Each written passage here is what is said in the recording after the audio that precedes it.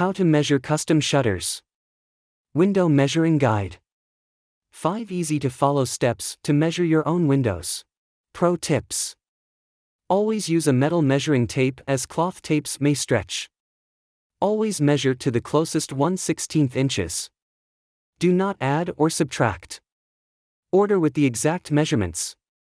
Always measure twice to ensure accuracy. Tools for measuring. Metal measuring tape. Pencil and paper for writing down measurements. Let's get started. Step 1. Measure width and height. Measure inside width and height in 3 places. Inside mount, provide the smallest width and height measurement among the 3. Outside mount, provide the largest width and height measurement among the 3. Note, the measurements need to be in inches.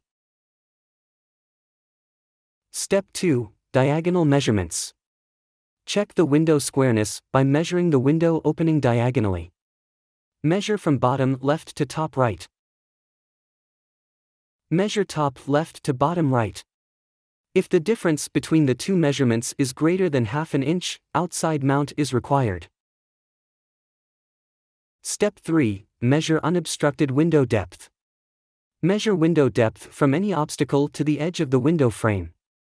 Obstacles may be window handles, locks, storm bars, and windows. There are certain minimum window depth requirements depending on the frame and louver size. For outside mount. See chart for the available outside mount frames and the minimum window depths according to louver size.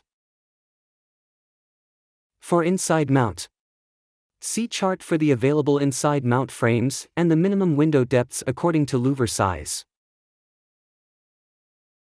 Step 4. Measure window trim.